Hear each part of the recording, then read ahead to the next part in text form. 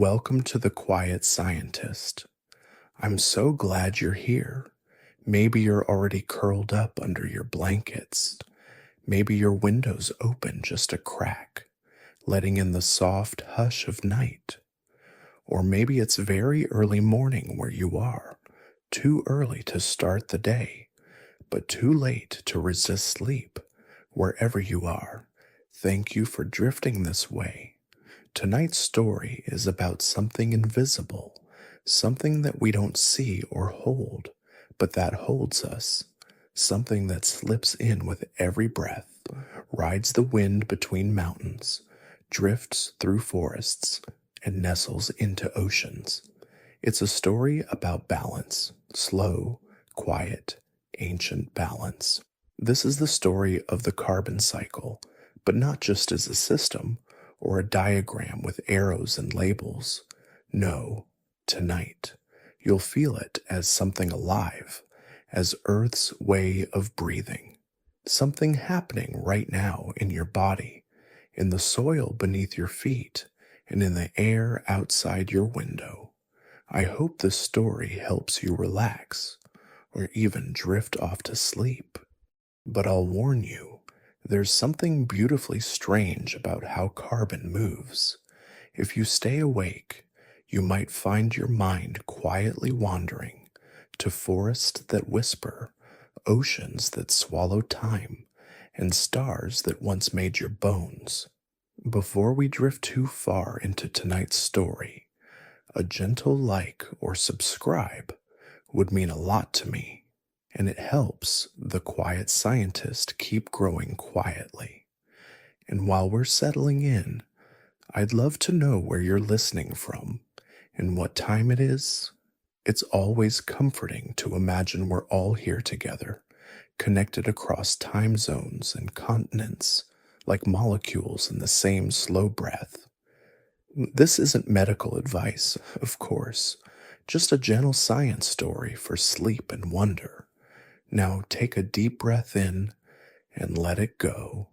Let your shoulders sink, let your eyelids soften, and let yourself be carried into tonight's tale.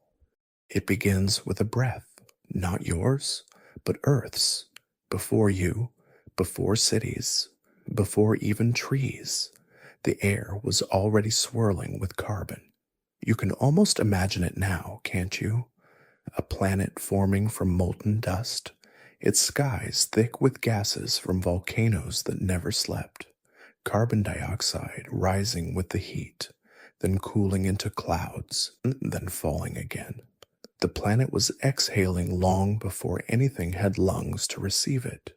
Carbon wasn't always here, long ago, before Earth had oceans or even a name. Carbon was just a dream in the heart of stars. It's a soft thought, isn't it? That the very atoms making up your breath were first born in the last breaths of dying suns. When those ancient stars collapsed, they scattered carbon and other elements across space like glowing ashes. Over time, some of that carbon found its way to a new, swirling planet, Earth. Here, carbon settled into the crust, hid in rocks, dissolved into the sea. It didn't move quickly. It waited. It watched. It folded itself into crystals, curled itself into minerals, and rested in silence for eons. Eventually, something strange began to happen. Earth cooled, water gathered, clouds formed, and then something utterly unthinkable. Life arrived. Tiny, fragile, absurd life. The earliest life forms were microscopic, nothing like you or the trees outside or even fish, but they were clever, not with brains, but with chemistry. They learned how to take carbon from the air or water and shape it into themselves, not out of malice or intention, simply because the chemistry made it so. And so carbon began its dance, from stone to sea, from sea to life. You are part of the same dance. Right now, as you lie there listening, Carbon is moving in and out of your lungs. You breathe it out when you sigh. Plants, somewhere not far away, breathe it in. They don't just inhale it, though. They build with it, crafting sugars, fibers, and flowers out of carbon plucked from thin air. When you bite into fruit, when you walk barefoot on grass, when you light a candle, you are, in a way, moving carbon around. But this isn't just your story. It's a story that spans all of time. The carbon in your bones might once have belonged to a fish, or a fern, or a feathered dinosaur. It's been here, waiting, moving, slipping from one form to another in a quiet, endless loop. There's something peaceful about that. The idea that nothing is truly lost, just changed, just passed along. That's the carbon cycle. It isn't fast. It isn't flashy. It's not like electricity sparking or lightning splitting the sky. No, it's more like the tide. Slow, gentle, constant. You might not see it, but it never truly stops. And when humans arrived, when we began to walk upright and build fires and eventually cities, we didn't invent anything new. We just joined the rhythm. We exhaled, cooked, burned, and built. We added to the flow, sometimes more than we realized. But that comes later. For now, just stay here in this soft moment of beginning. Picture Earth as a living, breathing place, not just alive in the way that forests are alive, but in the way that breathing is alive. Inhale, exhale, inhale again. The carbon moves with the rhythm of everything, and you are part of it. Somewhere far away, in a mountain range older than memory, carbon is locked inside stone, waiting to be released by time or rain or the slow stretch of tectonic plates.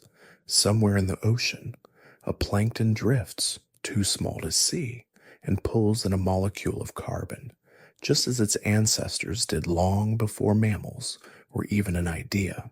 Somewhere, a seed sprouts, and its first task is to find carbon in the air to turn into leaves.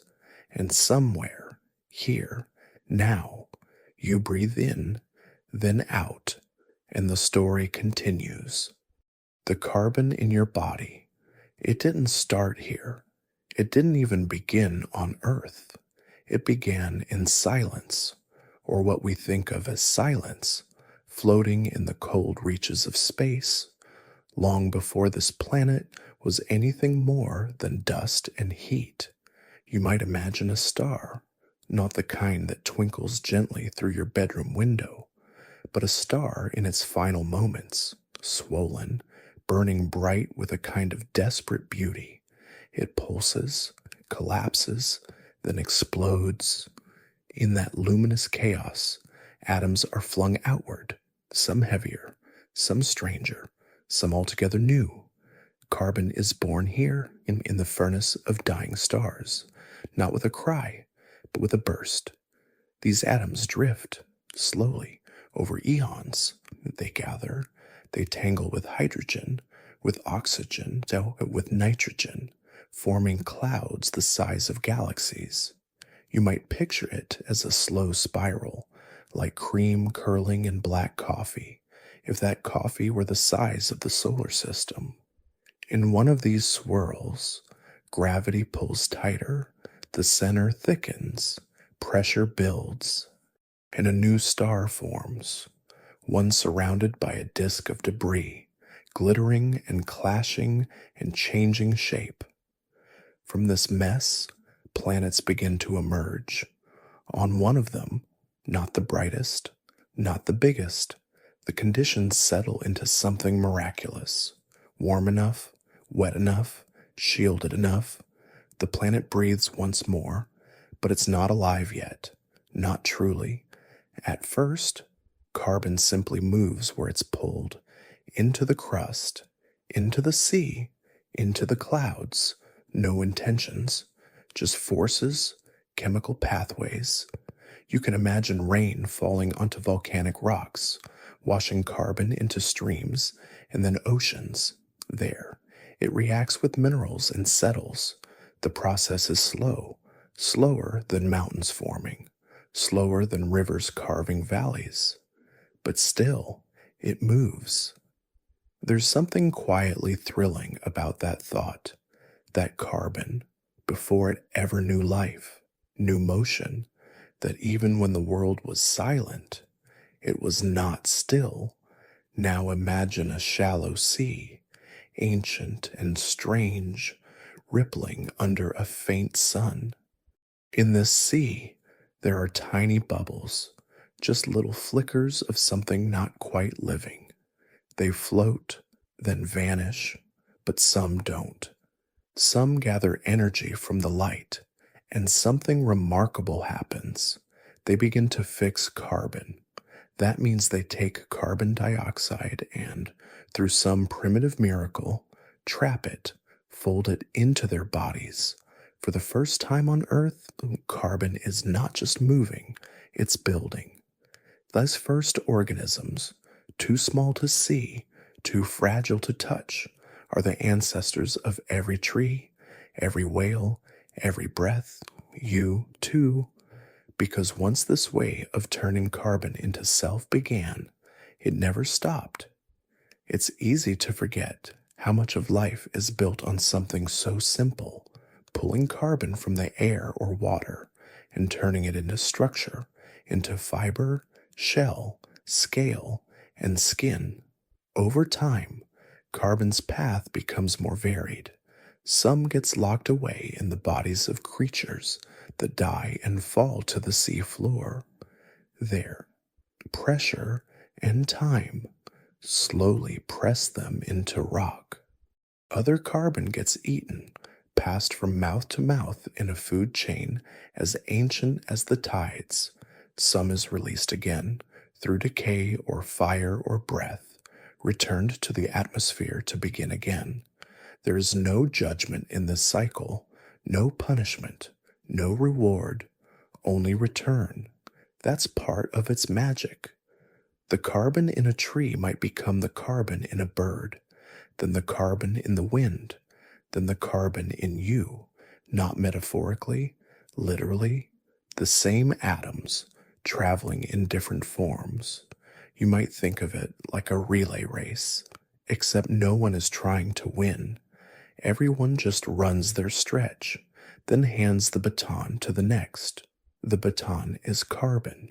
The runners are time, back in space, far beyond our planet. The same elements swirl through other systems, other planets. Some might be cold and lifeless. Some might hold seas under ice. And some, we don't know yet, might be breathing too. Because carbon is a great traveler. It doesn't care for borders or names or scales. It moves between galaxies just as easily as it moves between cells. It's as at home in a meteor as it is in a mango. That's what makes it the perfect backbone for life. It bonds easily, flexibly. It forms chains, rings, branching structures that can twist and loop into infinite shapes. It's like a set of building blocks with more patience than ambition, content to form whatever is needed, whenever it's possible, and it's everywhere. In your breath, in your breakfast, in your bones, but also in the graphite of your pencil, the bubbles in your soda, the shimmer of a pearl. None of that would be true if not for those ancient stars. And so, as you lie there, quiet, breathing slowly, you might feel the smallest echo of that stardust, that some part of you was once a flame in the sky that you carry in every cell, the remnants of cosmic fire. It's humbling, but also strangely comforting to know you are made of something so old and so shared. The same carbon that built mountains also built music. The same carbon that sank into the ocean floor now rises in your voice. There's a kind of poetry to that, quiet, steady, unhurried, and so the story continues. The carbon moves, the cycle spins. You might not feel it happening, you might not see it shift, but right now, in forests and oceans and stars, carbon is becoming something new again and again and again. The ground beneath you seems still, solid, but it is anything but still. It breathes, slowly, deeply, and over spans of time too vast for a heartbeat to notice. You are resting on a planet that inhales, that exhales, that absorbs and releases carbon in ways far older than any clock. It's not the kind of breath you hear, it's the kind you feel in the shifting of rivers, in the rise of forests, in the hush of snow covering soil. Earth's lungs are everywhere, and they've been at work long before your own chest took its first breath. You can almost picture it, a newborn planet, warm and volcanic, wrapped in a thick cloak of gases.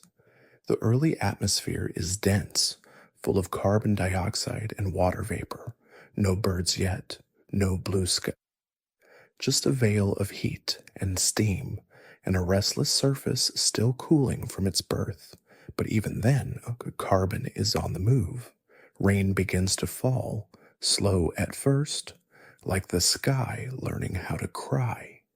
It splashes onto hot rock, sizzles, and seeps into cracks. The carbon dioxide in the air dissolves into these raindrops, forming a weak acid, and that acid flows. It carves tiny paths into stone, breaking down minerals, dragging their components into streams and rivers, and finally into the sea. This is the Earth's first breath in. Carbon from the air is pulled down, stored so that tucked away, not in lungs, but in limestone, in mud, in the deep, cold layers of ocean sediment. You wouldn't see it happening, even if you sat for 1,000 years. You'd only see the faintest change, but it is there, a quiet rhythm, barely perceptible but utterly essential.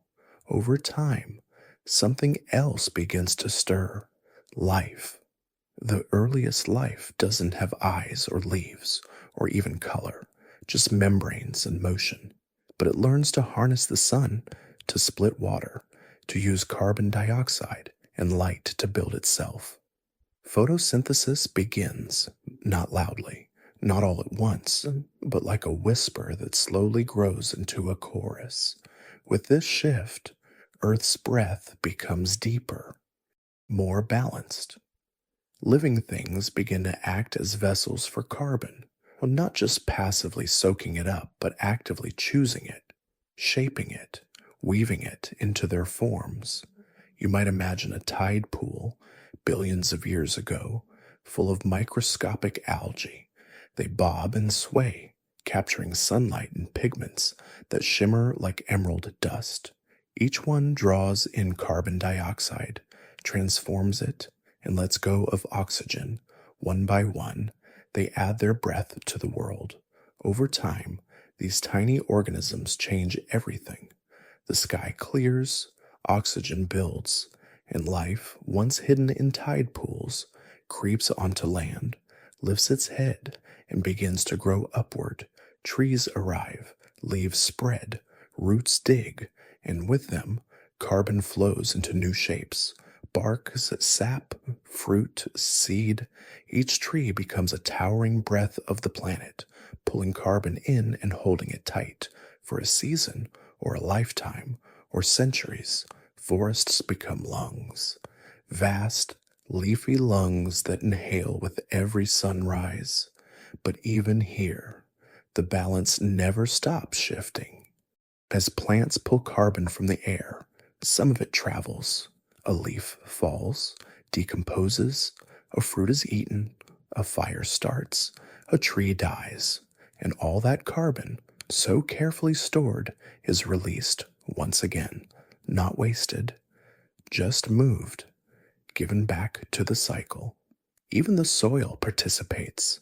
Beneath the surface, invisible networks of fungi weave through root systems, passing nutrients, storing carbon in the darkness.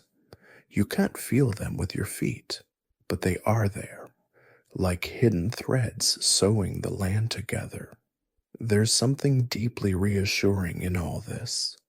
The thought that Earth is not static, that even the rocks are in conversation, that carbon does not sit still, but flows through breath, through rainfall, through leaf and soil and sea, and yet it is not chaos, it is not random, it is rhythm, a long, slow song with many verses, some stretching longer than continents, others shorter than the life of a single ant.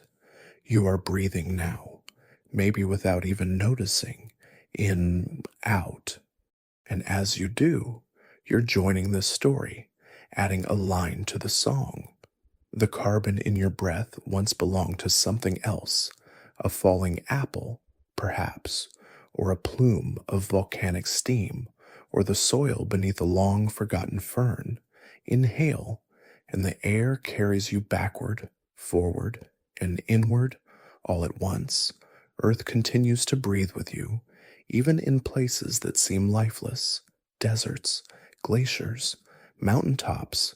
Carbon is still flowing, carried by wind, drifting in snowflakes, captured by lichen clinging to cold stone. No inch of earth is excluded from this balance, and beneath your feet, the crust still shifts.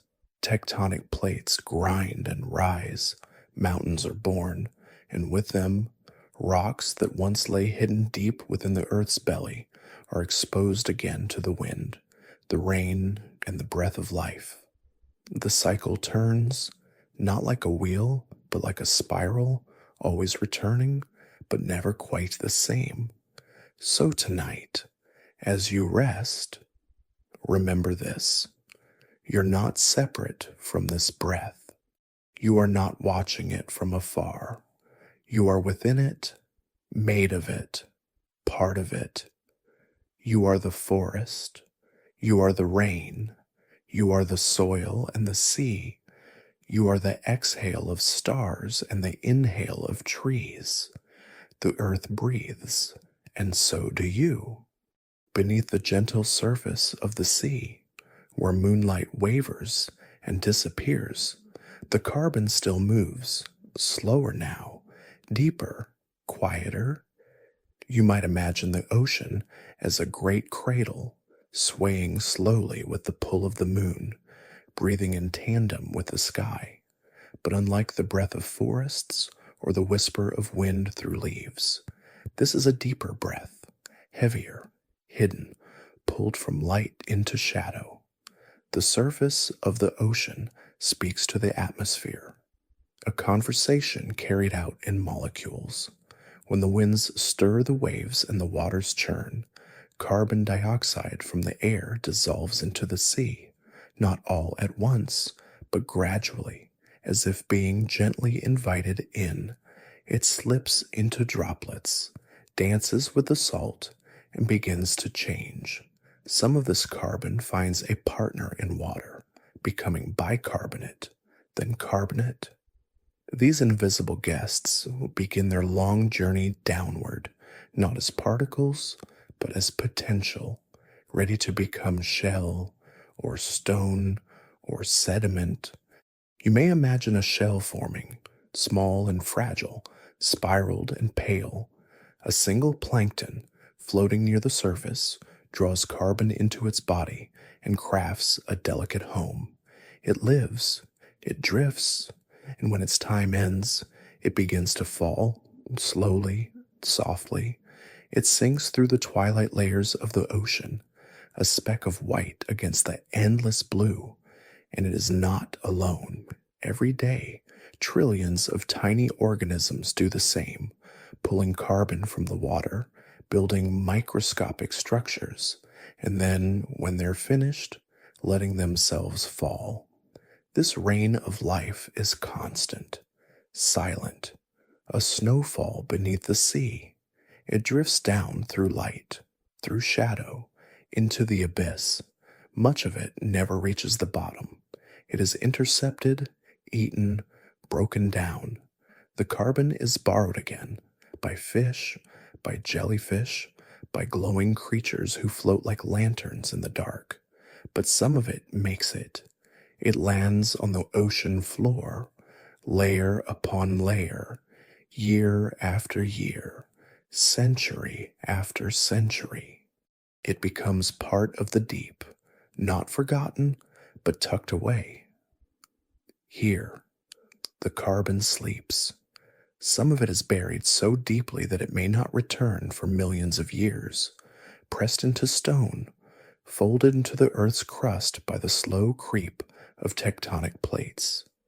Some of it may one day rise again, not for your lifetime, not for many lifetimes, but eventually, when mountains emerge from the sea, when volcanoes return ancient sediments to the air.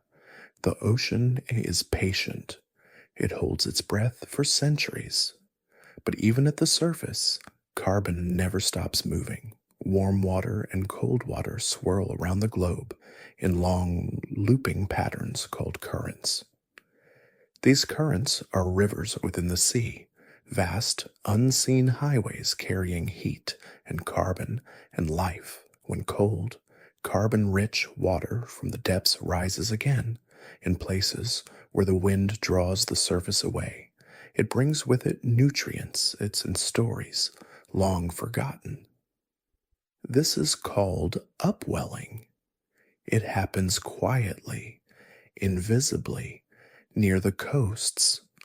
And when it does, life blooms, algae flourish, fish follow, birds wheel overhead.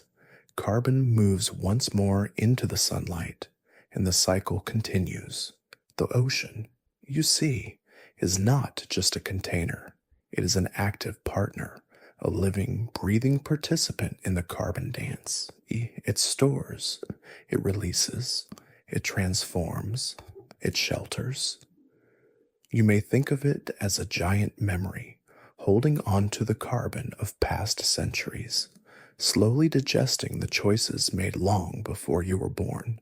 Even your breath, right now, has a distant echo in the sea. When you exhale, a little carbon dioxide enters the air, and somewhere, far away, a breeze carries it toward the waves. The molecules sink, join with water, and begin their descent. That breath may not return to the atmosphere for hundreds of years, or longer, and yet it is never truly lost, only traveling. There is peace in that thought, that nothing is wasted, that every molecule is part of a journey, that the ocean, vast and unknowable, is not a void, but a memory, a pathway, a place where carbon becomes part of the deep, not in fear or punishment, but in stillness. Even the creatures of the deep carry it. Whales, massive and ancient, rise to breathe and fall to feed. They pump carbon through the water just by moving, just by living. And when their lives end, their bodies sink, carrying all they've gathered down into the dark. These are called whale falls, and they feed entire ecosystems at the bottom of the sea, entire cities of life, born from one final gift of carbon. You may never see this happen.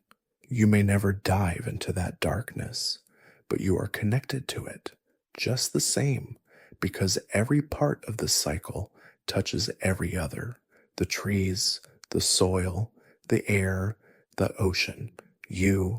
The carbon moves through them all, not quickly, not chaotically, but with purpose, with rhythm, with memory. So when you imagine the ocean tonight, let it be more than a surface. more than waves lapping at a shore. Picture the layers beneath, the sinking drift of shells, the rise of colds or ancient water, the silent breathing of the deep. It is not empty. It is full of motion, full of memory, full of carbon cradled gently by time. Somewhere just beyond your window, or perhaps only in your memory, a forest waits, still, tall, and humming with quiet intention. Trees do not rush. They do not speak in words or move in visible gestures, but they are busy all the same, turning light into food, turning air into substance, turning carbon into form. You walk beneath them, or at least you imagine you do.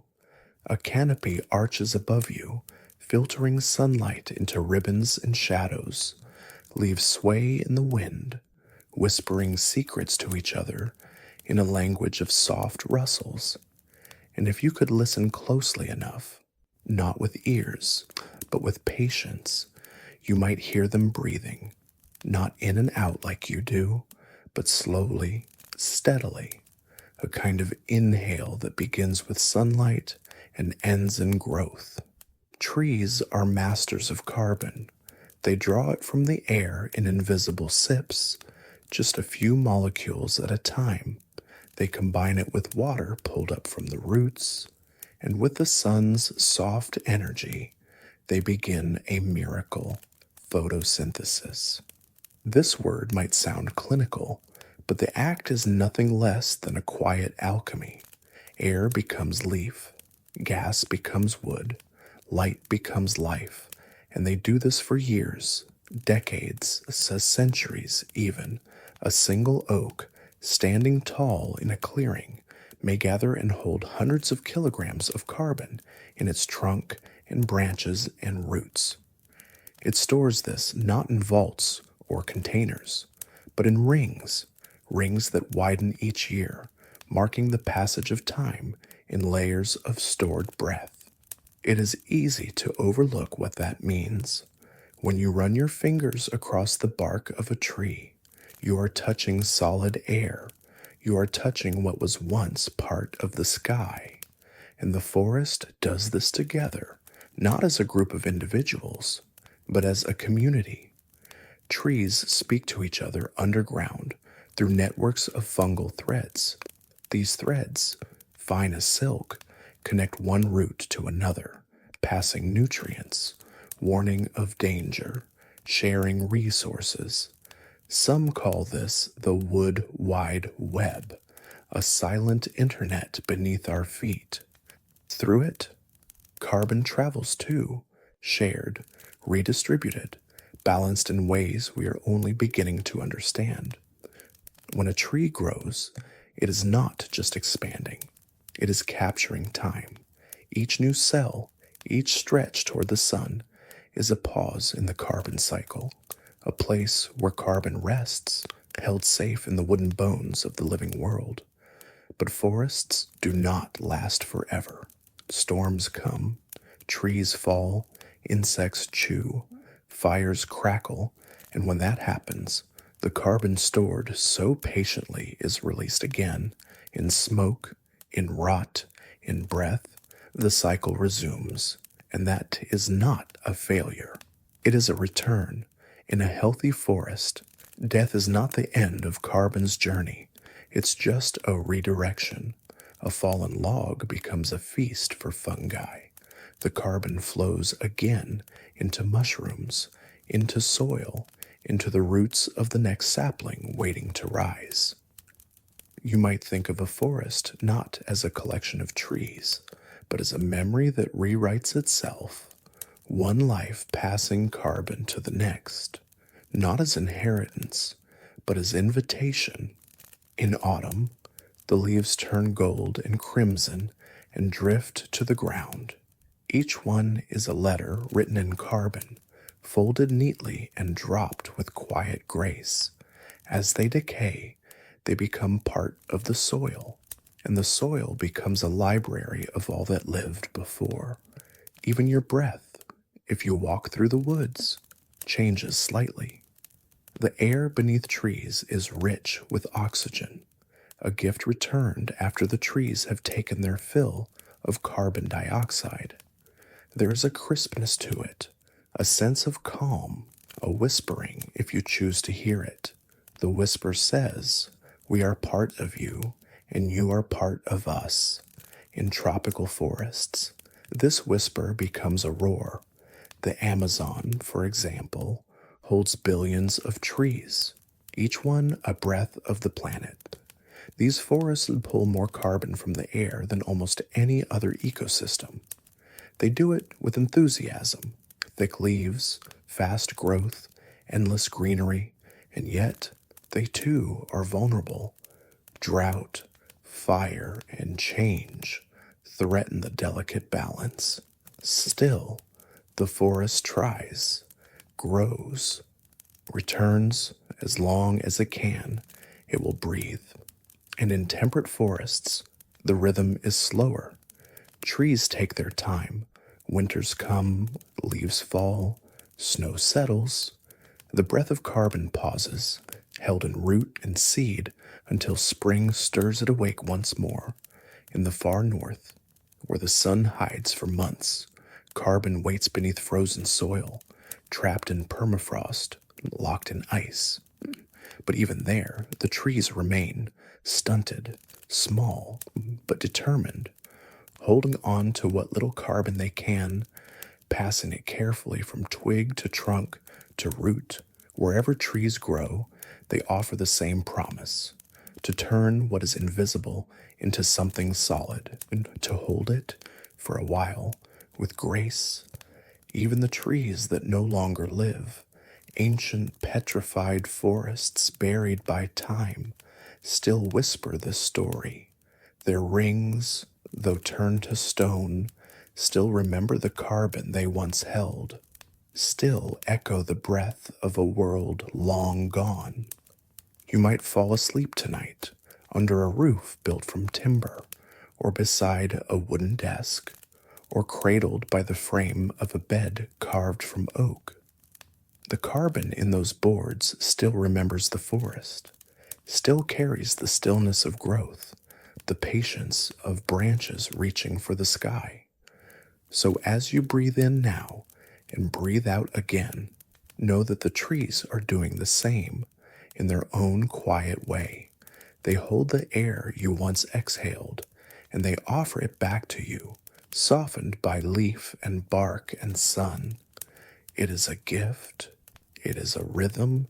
It is the forest's way of saying, you are not alone. Now close your eyes, just for a moment, and think of your own body, not as a single solid thing, but as a collection of living patterns, bones, muscles, skin, breath, all of it in some quiet way, borrowed, all of it, a gentle arrangement of carbon, from your eyelashes to your toes, from your pulse to your dreams. You are built from it. Carbon is the soft architecture that makes you you, not merely the structure, but the possibility, the way your cells hold together, the way your voice sounds in the air, the way your memories take shape. You might picture it like scaffolding, not stiff and metallic, but flexible, organic, ever shifting, carbon links with hydrogen, oxygen, nitrogen, a quiet geometry of life.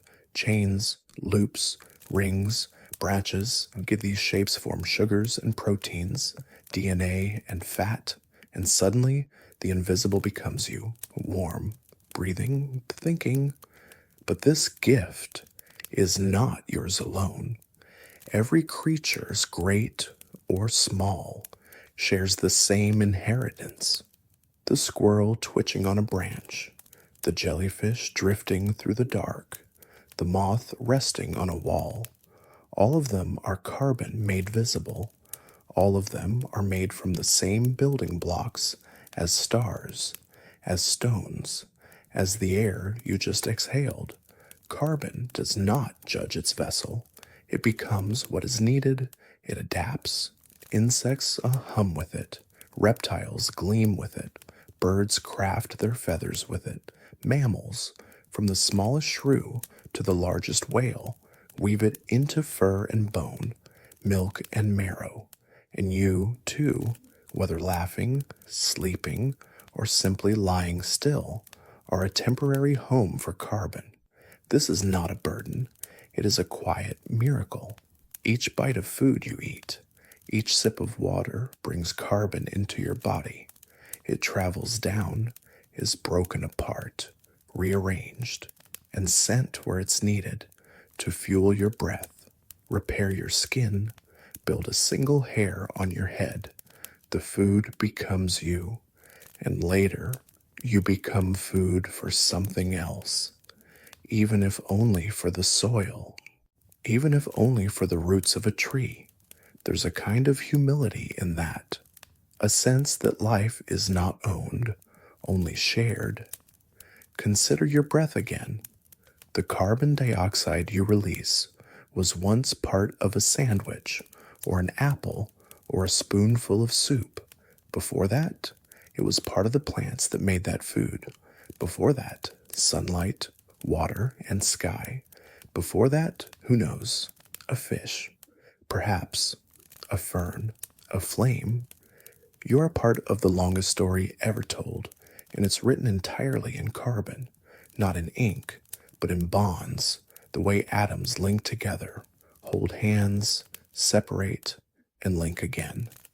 It's a language without words, and yet every living thing speaks it fluently. You might imagine now a deer in a clearing, blinking in the morning light, or a beetle tucked beneath bark, or a coral polyp glowing faintly in warm seawater. All of them are breathing, feeding, growing. All of them are moving carbon through flesh, through movement, through time. Even bacteria in the soil, too small for any eye to see, play their part. They break down leaves and waste, digesting the past and feeding the future. Their work is slow, steady, sacred, and above them, animals roam. Some exhale their carbon gently, in soft sighs and quiet grunts. Others release it in bursts, a cheetah sprinting, a bird in sudden flight. The carbon that fuels movement is the same carbon that once sat patiently in a green leaf, waiting for a breeze. When a creature dies, it does not vanish, it changes. Its carbon returns through decay, through fire, through feeding. The bones become soil, the breath becomes air. The story continues. Even the creatures that have long disappeared, the trilobites, the ammonites, the dinosaurs, left behind their carbon, some of it locked in rock, some of it in oil and coal, some still floating in the atmosphere, touched by the breath of beings long gone. And so, in some strange way, you carry pieces of them. You walk with ancient memories in your cells. You are made, in part, from things you will never meet, and in time, you will pass yourself forward to, maybe to a seed, maybe to a fox, maybe to a single blade of grass. That is the cycle, not a circle, but a spiral, not repeating, but unfolding. Each life a temporary arrangement of atoms, forming for a while, then dissolving into something new. There is no waste in nature's economy, only movement, and in that movement, carbon links you to everything, to the hawk on the wind, the worm in the earth, the cat curled on your blanket. You are all versions of the same substance, shaped by time and need. You do not have to understand every detail to feel the connection. You only have to breathe, because with every breath you participate, you receive, you give, you continue the story. So as you rest now, feel the weight of your own body, not as something separate from the world, but as something deeply, utterly woven into it. You are not apart from nature. You are nature wrapped in skin. You are not borrowing carbon. You are carbon in its most fleeting, dreaming form. Carbon does not rest for long. Even when it lingers, it listens, waiting for the warmth of a flame, the scrape of teeth, the hush of rot. Wherever there is life, there is movement, and wherever life ends or changes or feeds, carbon begins again. It slips from one form to the next, not with noise, but with quiet intention. Now imagine a fire, not a roaring one, not the kind that devours forests or climbs too high into the sky, but a small one, gentle, controlled, like a campfire on a cool evening.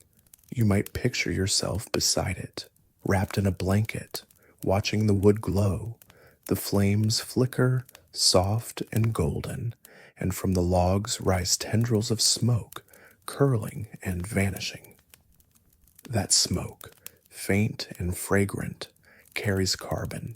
It's not just the tree that burns, but its memory, all the years it stored carbon, all the sunlight it captured.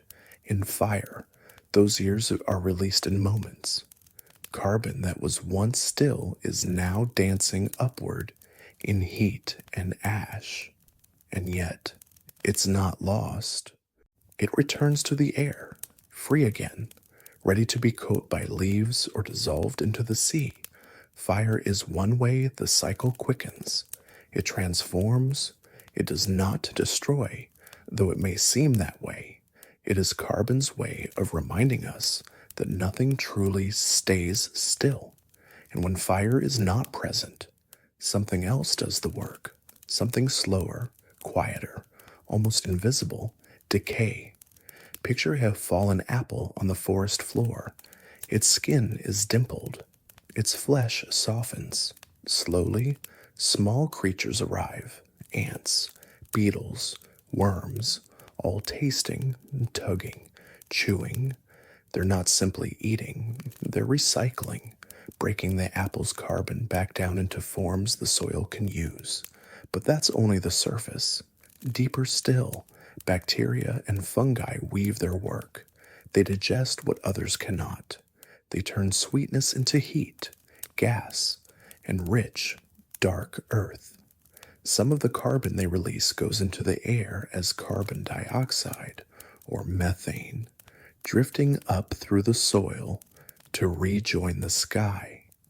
Some stays behind, absorbed by roots, waiting for the next round of growth.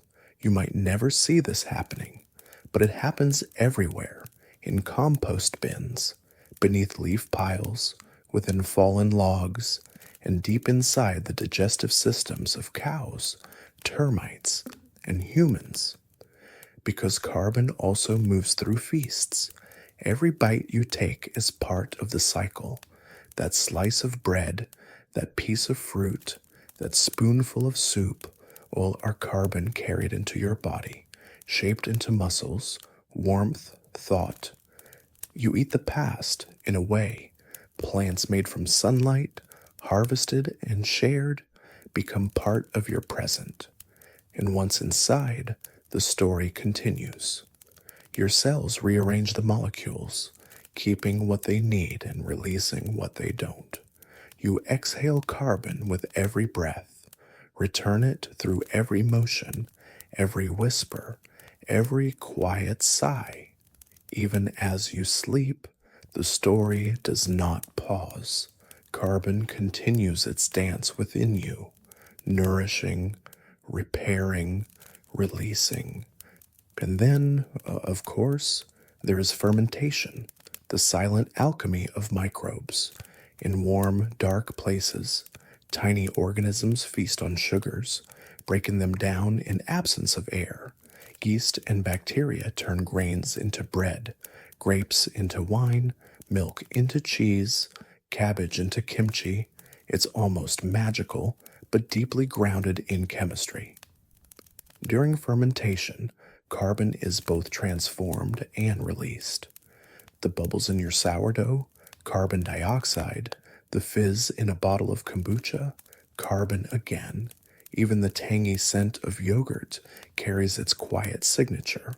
You might have never thought of the smells and tastes as part of a planetary cycle, but they are. They are the exhalations of tiny lives, speaking the language of carbon in a way older than writing, older than cities, older than speech, and not all of this happens outside of you. Within your own gut, a vast colony of microbes works daily to process what you eat. They take the carbon you give them and help you use it. They are your partners, ancient, microscopic, loyal. Carbon does not shy away from complexity. It enters every corner of life, in joy, in hunger, in rest. When a lion eats, when a crow pecks at a fallen fruit, when fungi bloom on an old stump, it is there. And when a child blows out birthday candles, releasing one long, laughing breath, it is there too. Even human-made rituals, cooking, baking, brewing, are carbon choreography. The sizzling of onions in a pan, the rising of dough in a warm kitchen, the slow steeping of tea. These are not separate from nature. They are continuations of it. We carry fire in our history, fermentation in our culture, and digestion in our every moment.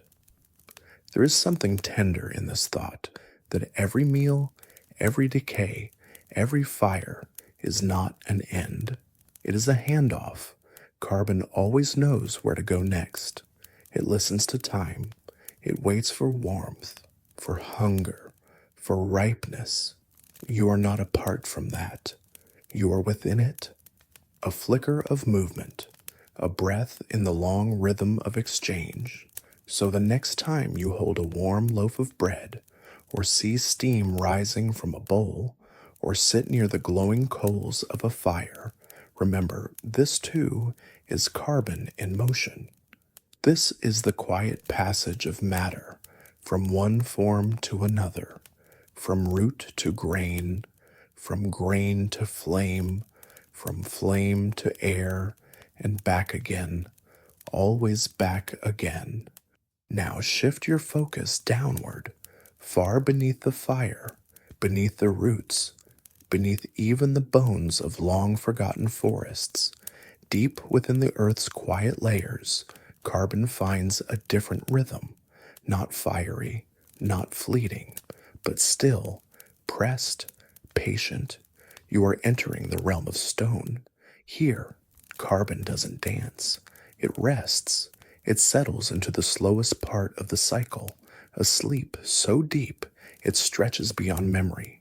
Imagine time not as a ticking clock, but as a weight, a soft, pressing heaviness, the kind that turns silt into shale, shells into limestone, and shadows into rock. When tiny creatures die in the ocean, plankton with delicate shells, corals, microscopic architects of the sea, they fall, slowly, like snow in the dark. And when they reach the ocean floor, they become something more than individuals. Their carbon rich remains pile up, layer by layer, compacted over eons into thick, chalky stone. This stone, though solid, is a kind of record, each layer a sentence, each fossil a word. It holds the breath of 1,000,000 generations in its calcium carbon arms. You might even be able to hold a piece in your hand, a chunk of limestone, perhaps, and feel nothing at all. And yet, you would be holding time over millions of years. These rocks form in quiet places, seafloors, lake beds, marshlands that forget the sky. No fire touches them, no light stirs them, just pressure, just patience. But carbon doesn't stop even there. Sometimes it is buried deeper still, beyond the reach of water or root or bone, trapped in sediments, sealed under mountains. If the pressure grows too great, if the heat rises just enough, something strange happens. The carbon changes. It becomes coal or oil or natural gas, fossil fuels, the sleeping dreams of ancient life, compressed into power. These are the densest carbon vaults the Earth has ever known. They hold not just matter, but memory of lush forests, swampy deltas, sun-drenched algae from forgotten seas. All of it turned to black, to crude, to energy beneath the surface. And they are deep, so deep that for most of human history, we never even knew they were there until we began to dig. But we'll come back to that later. For now, stay with the stone. Picture a cliff face, white and steep, worn by wind. You run your fingers along it and brush against the ghosts of creatures from another age. They're not frightening ghosts, just tiny remnants of lives well lived, now stilled. Their carbon frozen in place, locked in calcium carbonate, safe from the winds above. These cliffs speak slowly. They change with glacial pace, and yet they change. Water wears away stone. Rain, just slightly acidic, dissolves the carbon bit by bit. Some of it returns to rivers, flows to the sea, rejoins the surface cycle. It is not a rush. It is not a flood, but it happens. A pebble here, a grain of sand there, and through it, carbon stirs again. There are other places, too, where carbon waits in stone. Caves, Boudin, for instance, are filled with stalactites and stalagmites, delicate sculptures built from dripping mineral water.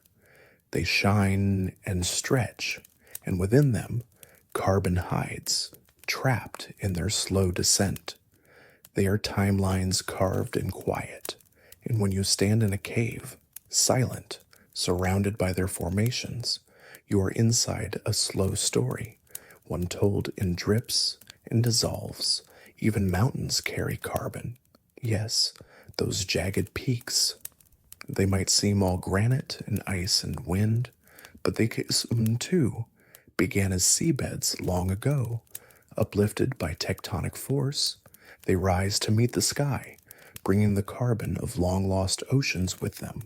There, exposed to weather, they begin to break, cracks form, rocks crumble, and the cycle begins again. It's humbling to think that the air you breathe today may have once rested in stone, that the carbon you exhaled just now might thousands of years from now be part of a mountain or a cave or a fossilized reef. Stone seems eternal, but even stone forgets. It softens, it dissolves, it releases what it holds, and yet we rely on it. These carbon vaults give the planet balance. They absorb more than they release. They hold the excess. They give Earth time to adapt. Without them, the atmosphere would swell with carbon, and life as we know it, with its forests, its oceans, its breath, would lose its balance. So even in stillness, carbon serves. Even in silence, it speaks. Even buried, it waits. And you are standing on it. Every sidewalk, every hill, every cliff, every pebble on the beach. Carbon is not just in the air, in the leaf. It is underfoot, woven into the bones of the planet itself. You might take comfort in that no matter how much seems to move, some things stay grounded, that beneath all the motion, there is rest, there is keeping, there is a place for carbon to sleep and a time for it to wake. Not now, not soon, but eventually. Because in the carbon cycle, nothing ends, There are only pauses.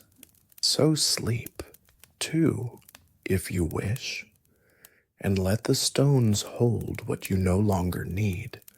They have done so for millions of years. They are very good at waiting. Not all carbon stays asleep. Some of it stirs, deep within the earth, where stone becomes liquid and the line between solid and flame begins to blur. There, beneath your feet, the buried carbon finds heat, pressure, movement, and eventually escape. You may not notice it at first. A gentle shiver in the ground, a faint rising of steam from a mountainside, but then it comes, with force, with fire, with breath, a volcano. It doesn't need to roar to be powerful. Sometimes it rumbles softly for weeks before speaking in fire. Sometimes it builds pressure for centuries before releasing a single, sudden breath. But always, when it speaks, it exhales. Volcanoes are Earth's lungs turned inside out. They release carbon that's been hidden for eons, trapped in rock, in sediment, in fossilized shells, and ancient ocean floors. In an eruption, all of it, the gas, the ash, the memory, is returned to the sky. It sounds violent, and in many ways, it is, but it's also essential. Volcanic eruptions are one of the oldest carbon exchanges on the planet, long before humans breathed, before trees reached for the sun, before animals built nests or swam through reefs. Volcanoes were balancing the cycle. They gave the atmosphere carbon when the Earth was young. They still do, slowly, patiently, one exhale at a time. You might think of them as the opposite of forests, where trees breathe in carbon, volcanoes breathe it out. Not constantly, but in pulses, the kind you feel in your chest before a sigh. Take a moment to imagine one now, not the catastrophic images from television, but something older.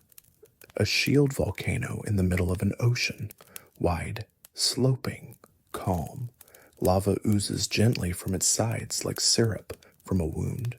It glows orange against a dark sky, steaming where it meets the sea. The air is warm, tinged with minerals, and in the distance, seabirds cry. That glow, that warmth, it carries carbon, and as it rises into the atmosphere, it mixes with clouds, drifts on the wind, and becomes part of the air we all share. Not all volcanoes are on land. Many sleep beneath the sea, hidden beneath miles of water. There, too, they release carbon through vents and fissures, through bubbles that rise like pearls. The deep ocean breathes through them, softly, slowly, like the hum of a giant dreaming. In Iceland, in Hawaii, in Kamchatka, in the shadows of the Andes, people have built homes on the slopes of volcanoes, lived in their presence for generations. Perhaps it's because there's something primal about being near a place where the earth breathes, and the carbon released doesn't just vanish, it begins again. It's caught by the winds. Some of it is absorbed by rain and swept into rivers. Some is pulled into plants. Some lingers in the air, warming gently, participating in the long conversation between land and sky. There are times, of course, when that balance is disturbed, when eruptions are so massive they darken skies, cool climates, shift seasons, but these are rare, spaced by centuries, woven into the Earth's natural rhythm. Even then, the carbon does not disappear. It is only relocated, reimagined. This is what makes the carbon cycle so strange, so beautiful. It's everywhere, always, but never quite the same. It wears many masks, fire and fog, leaf and stone, breath and ash, and volcanoes, as destructive as they can be, are part of that strange beauty. They remind us that creation and destruction are sometimes the same act.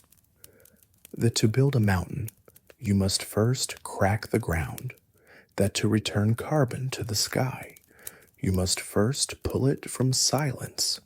There is poetry in that. The carbon released by a volcano today might feed a forest next year.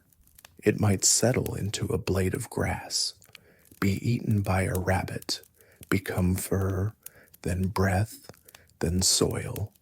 It might drift for decades, silent and unnoticed, until one day it enters a glass of water and is swallowed by a child. It's humbling to know that the air around you may carry carbon once buried beneath ancient lava, that the rocks beneath your feet were once part of the sky. And perhaps that is what the volcano really teaches us, that nothing is fixed, that even the firmest stone is only paused, that even the deepest silence is waiting to rise. So the next time you see steam curl from a crack in the earth, or feel the warmth of hot springs, or gaze upon a mountain shaped like a sleeping beast, remember, carbon moves here too, not with the softness of leaves or the swirl of ocean currents, but with heat, with pressure, with a long, slow exhale. It is not always gentle, but it is always part of the cycle, and the cycle continues. Carbon doesn't always move. Sometimes it waits, still and suspended, like breath caught between thought and speech. And sometimes it waits inside ice, far from volcanoes and forests, away from oceans and animals. There are places where the air has been preserved, not as wind, not as weather, but as memory. The poles, the high glaciers, the frozen plains. Here, the world holds its breath for centuries at a time. Imagine standing in Antarctica, where the snow is older than any city, where the ground creaks beneath you with the slow weight of history. It doesn't speak, not in the way trees whisper or rivers murmur, but it holds stories, layer upon layer of frozen sky. Each year, a new dusting of snow falls, delicate as a sigh.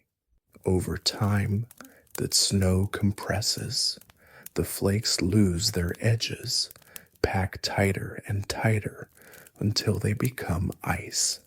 And in between the crystals, tiny bubbles of air are trapped, tiny glassy lungs, preserving the atmosphere exactly as it was when the snow first landed. These bubbles are time capsules. They contain carbon dioxide and methane from hundreds, even thousands of years ago. When scientists drill down into the ice and collect core samples, they're not just gathering frozen water, they're pulling up the past. They're reading the breath of long-lost winters, and what they find is astonishing. The levels of carbon in those tiny bubbles trace the rhythms of Earth's climate like a pulse, high, then low, warm, then cold, an inhale, an exhale, ice ages and thaws, droughts and rains. The carbon rises and falls like music, not chaos, but pattern, predictable, almost, gentle arcs drawn across tens of thousands of years. You might imagine the earth itself wrapped in a blanket, breathing slowly in the dark. The glaciers grow and retreat. With each cycle, carbon is pulled from the atmosphere and stored in snow, in oceans, in the thickening ice. When the world cools, more carbon is stored, and when it warms, more is released. It is not immediate. It is not reactive. It's gradual, trusting, and yet The ice doesn't last forever. Eventually, it melts, sometimes naturally, sometimes not. When it does, it doesn't just release water, it exhales long held air. The carbon inside those ancient bubbles returns to the present, shy at first, then steady, then certain. You are breathing some of it now. That idea might feel strange, that the air in your lungs contains not just the carbon of trees or bread or fire, but the carbon once frozen inside glaciers, carbon that drifted over mammoths, carbon that lingered in the breath of Neolithic hunters, carbon that waited, silent, in the belly of a mountain of ice until the world warmed again. It was never gone, just patient. Even in modern snow, the cycle is still at work. As snow falls today in the high Arctic or on the lonely shoulders of Greenland, it carries carbon from your own time. Soot, smoke, breath, drift. It settles, just like it did thousands of years ago. Perhaps one day, someone far in the future will dig it up and wonder what we were like, what we did, what we breathed. In this way, carbon becomes a message, not a warning, not an accusation, just a note slipped between centuries. Hello, we were here, we built things, we loved, we burned, we breathed, and the ice remembers. But there's more to this frozen story, because beneath some of the ice, carbon waits in other forms, hidden in frozen soil. This is the permafrost, vast, frigid lands where once living things have been preserved in a cold embrace. Ancient roots, fallen leaves, even the remains of animals, still tucked into frozen earth. Inside them, carbon lingers, still bound in organic shapes, not gone, not changed, just waiting. When permafrost melts, that carbon stirs. Bacteria awaken, long dormant. They begin to break things down, digesting matter that has not moved in thousands of years. And as they work, they release carbon, some as carbon dioxide, some as methane, a more potent gas, gases that rise back into the atmosphere and join the great breath once again. This part of the cycle is delicate. It's tied not only to Earth's own rhythm, but increasingly to ours. As the planet warms, ice melts faster. As it melts, more carbon is released. More carbon means more warming, and so the cycle spins, not like a wheel, but like a tightening spiral. Still, even now, the story isn't all fear, because ice does more than melt. It also teaches. It shows us what once was. It offers perspective, pattern. It helps us remember that change has happened before, slowly, gracefully, on its own terms. And it helps us see how much we are part of the pattern now. You are breathing in the results of 1,000 winters. You are walking through air shaped by glaciers. You are warmed, cooled, fed, and humbled by carbon that once slept in ice. The breath you release tonight may one day settle on snow in a distant land, be pressed into a glacier, and wait for centuries for someone else. For a time you'll never see, but it will be there because nothing in this cycle disappears. It only moves, and sometimes it pauses, quiet, buried, sparkling inside the deep's blue silence of ice. And then, at some point, quietly at first, we arrived, not just as watchers of the cycle, but as participants, as reshapers, as interrupters, as dancers stepping into a rhythm that had moved on its own for millions of years. When humans appeared, walking upright, lighting fires, carving tools, we did not invent carbon. We stepped into its flow, and like any new partner in a slow, ancient waltz, we left our mark.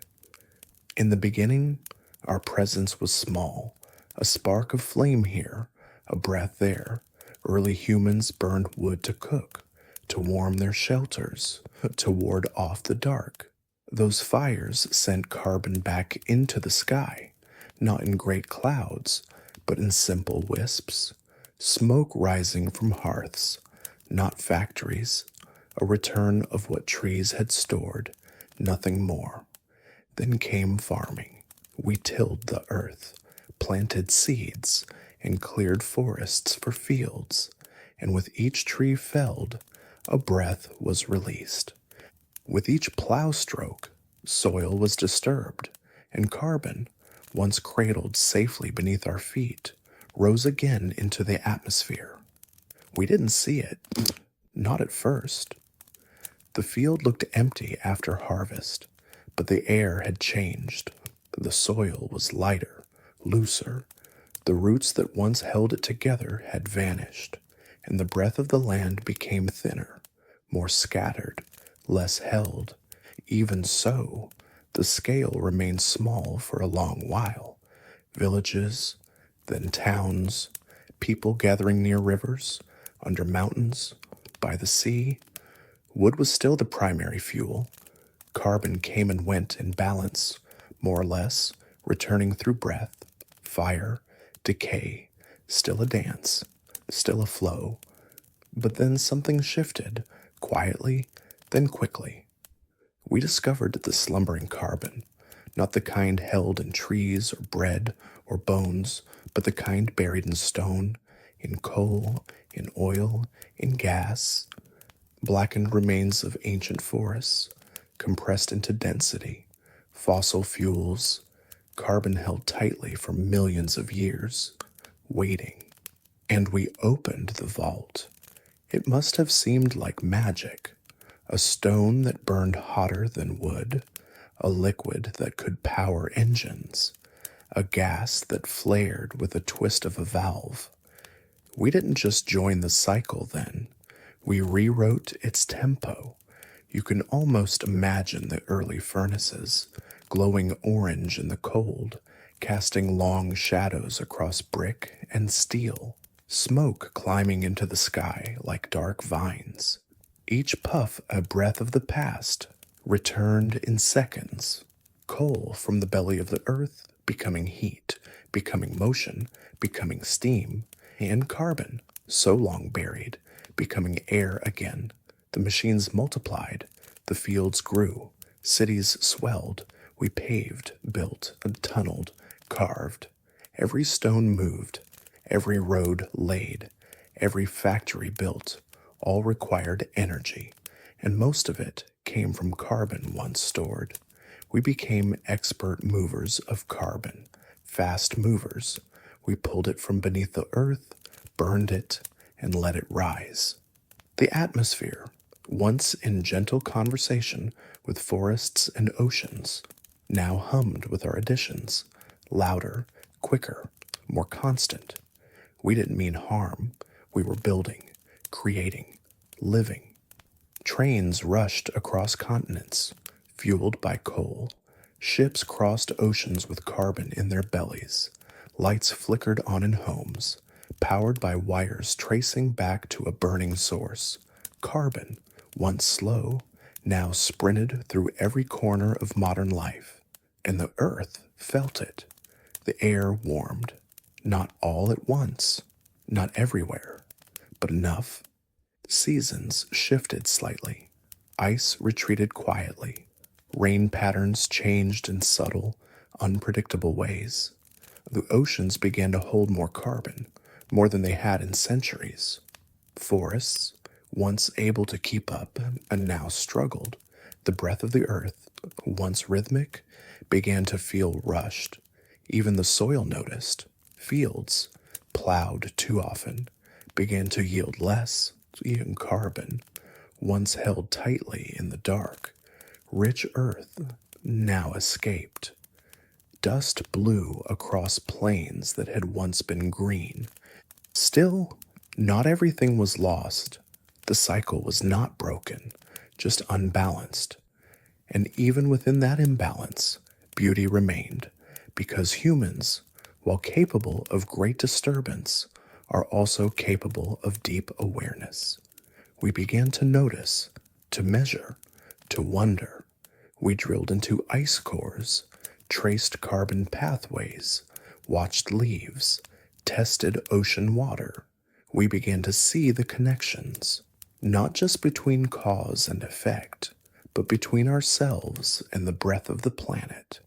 And some began to ask, what if we could dance more gently? What if we could remember how to listen?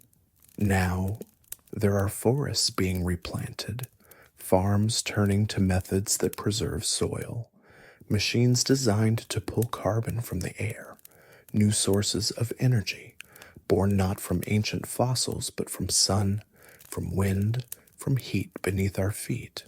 We are learning, slowly, to rejoin the rhythm, and still, as always, carbon continues its quiet journey. It moves through your breath, through your steps, through your choices, your stories, your rest. It is neither villain nor hero, neither punishment nor reward. It simply is, and as a species, we are beginning to see it not as a tool, not as a threat, but as a thread connecting past to future, ice to fire, stone to thought. The same carbon that once slept beneath a volcano now hums through a light bulb. The same carbon, once part of a fern, now fuels a conversation. And the same carbon you exhale tonight may feed a tree planted 100 years from now, because even when humans forget, carbon remembers. Even when we rush, it waits. And even when we falter, the cycle continues, offering us, always, the chance to move with care. Beneath cities, beneath highways and farmlands and schools, there are layers of earth that once held forests. Forests not like those you know, not of oaks or pines or maples, but ancient ones, thick with ferns the size of houses, trees with strange bark, leaves that never knew the shape of flowers, swamps that stretch for miles, muck and roots and stillness. It's hard to imagine them now, but their presence lingers, not in sight, but in substance, because these ancient ecosystems never truly vanished. They transformed. Time, pressure, and silence folded them into the earth. They decayed, yes, but in places where there was little air, little oxygen to break them down completely. Instead, layer by layer, these forests were buried. Their carbon, once drawn from the sky, became trapped in soil, pressed into peat, and over millions of years became coal elsewhere in sunlit seas long gone. Algae bloomed, tiny creatures floating and multiplying in warm waters.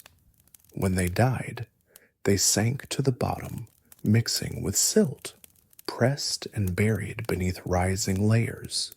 Their remains turned slowly into oil and gas, fossil fuels, we call them, not because they are made of bones, though sometimes they are, but because they are the long-sleeping dreams of a planet in bloom, compressed sunlight, bottled breath, ancient life turned into energy, waiting, and for a long time, they did wait, deep underground, beneath the weight of rock and ocean, quiet and still, until we found them. We drilled and dug. We coaxed the carbon back to the surface, and we burned it, not in reverence, but in need, in ambition, in innovation. We lit our cities with it, powered factories, built cars, planes, satellites. We made heat where there was none, and movement where there was stillness. Each barrel of oil, each shovelful of coal, each puff of gas, a page torn from a story millions of years old, and the sky began to change, not visibly at first. The clouds still drifted, the sun still rose, but something subtle shifted. The carbon dioxide in the atmosphere began to increase, slowly, then steadily, then swiftly. What had taken the Earth eons to store, we released in a handful of centuries. Smokestacks multiplied, engines revved, planes roared, cities glowed into the night. The skies, once brushed with soft haze, began to thicken in some places with soot. A new kind of cloud formed, made not of vapor, but of exhaust, trailing across continents and oceans alike, a shared sky now flavored by fuel, and yet it felt normal, even beautiful sometimes. The hum of a car at dusk, the golden flare of streetlights, the shimmer of a city skyline mirrored in glass. We made something dazzling. We made speed, light, power. But the cycle felt it. The carbon, once stored patiently in stone, rushed back into the air. The atmosphere responded in kind, warming slightly, then steadily. Ice sheets melted a little faster. Seasons edged away from their old rhythms. Coral reefs paled. Forests caught fire more easily. Droughts deepened. Storms grew louder, not as punishment, not as vengeance, just as consequence. The earth's breath disrupted. The oceans tried to help. They absorbed what they could. Waves folded carbon dioxide into the sea, changing its chemistry, making the water slightly more acidic, just enough to disturb the creatures that build shells, that form the foundation of the food chain. The forest tried to help too. Trees grew faster in some places, drinking more carbon, but there were limits. Soil thinned, deforestation spread. Fires came faster than regrowth. What once balanced began to tip. Still, the fossil fuels kept flowing. Trucks, trains, jets, power plants, endless cords of consumption, pulsing with ancient carbon turned modern. It's tempting to feel overwhelmed, to look at the smoky sky and sigh. But even here, in this moment of imbalance, the cycle whispers something soft. All is not lost, because the story isn't over. Fossil fuels have shown us what carbon can do. They've built civilizations, connected people across the globe, made life safer, longer, brighter in many ways.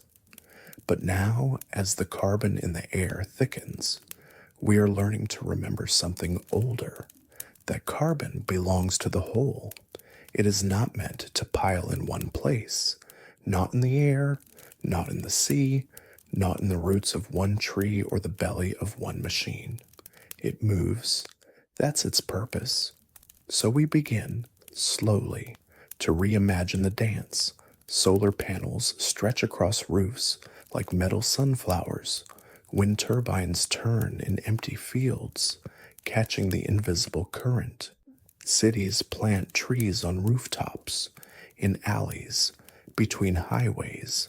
Architects design buildings that breathe, that store carbon in their walls. People walk, bike, share. Children grow up knowing that the sky is not just decoration, it is history, and it is future. We still use carbon. We must. It is in us, around us, of us. But we can use it with care, with rhythm, with awe, because when we burn ancient forests, we burn time. And when we light a home with the wind or warm a bath with the sun, we honor the cycle. We find our place in the breath. The fossil dreams may be fading, but in their fading, we remember something softer, that we are not masters of the carbon cycle, only dancers within it.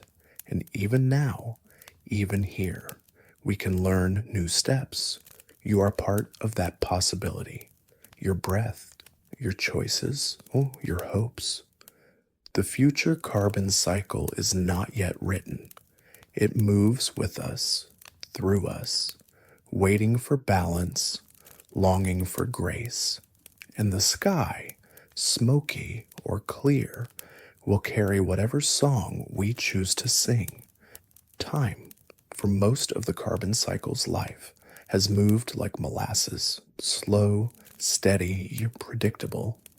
Carbon wandered across epochs, flowing in patient rhythms between sea and sky, root and rock. 10,000 years might pass in the blink of a tree ring. A mountain might rise and fall before a single carbon atom finishes its journey. The cycle was a lullaby, soft and unhurried, but now something has shifted. The carbon clock is ticking faster, not in sudden explosions or dramatic shifts, but in a subtle quickening, like a song that slowly builds tempo, like a heart that begins to race beneath calm skin. You feel it not as noise, but as pressure, not as panic, but as pace. Where once carbon returned to the sky in whispers, it now rushes upward in waves. Factories hum, engines churn, fires blaze with more frequency, forests shrink, soils thin, ice melts, carbon, long stored, is suddenly on the move again, and it's not pausing as it once did. Imagine a small hourglass, the kind you turn over during a quiet board game or a meditative moment. Sand trickles down with elegance, predictable and smooth. Now imagine tipping it too quickly. The grains begin to tumble, not fall. They scatter, they speed. The shape remains the same, but the rhythm has changed. That is what the carbon cycle feels like now. Each year, we release more carbon into the atmosphere than the trees, oceans, and soil can absorb. It's as if the earth is trying to catch its breath, but the exhale keeps coming faster than the inhale, and like anyone short of breath, it begins to strain.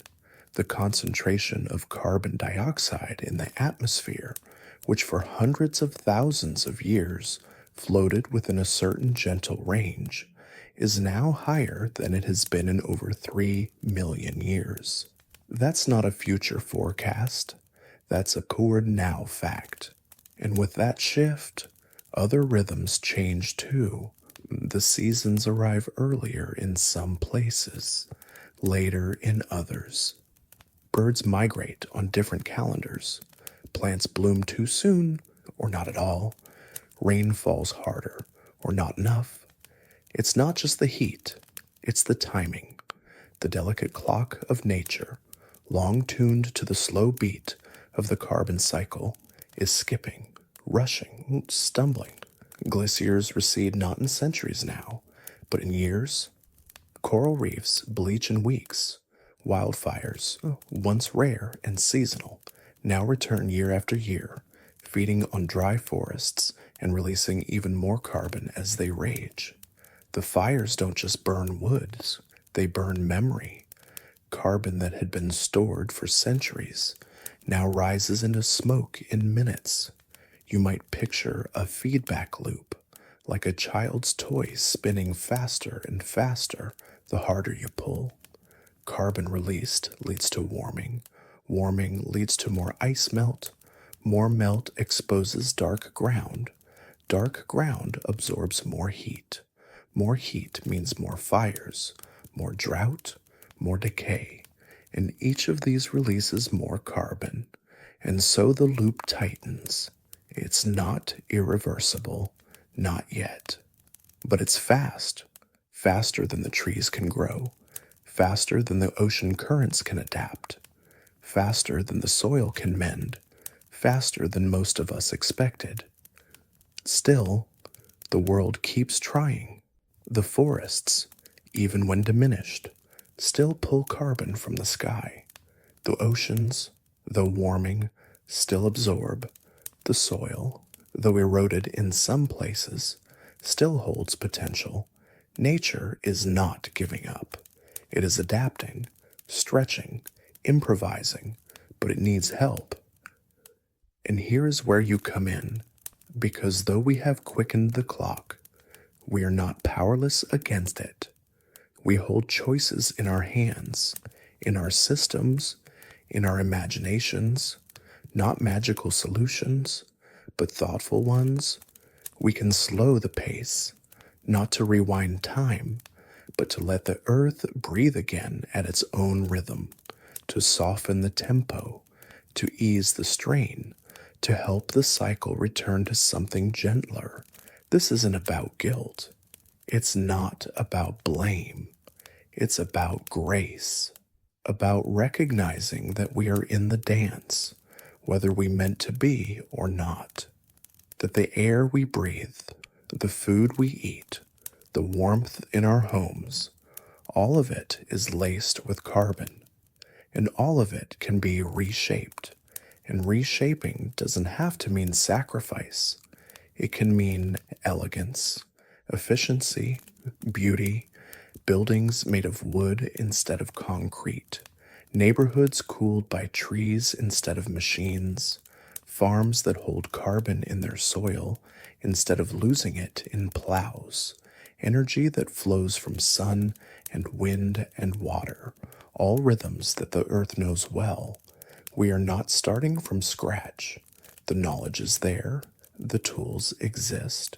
What's needed is scale, speed, will, and gentleness, because speeding up does not have to mean spinning out.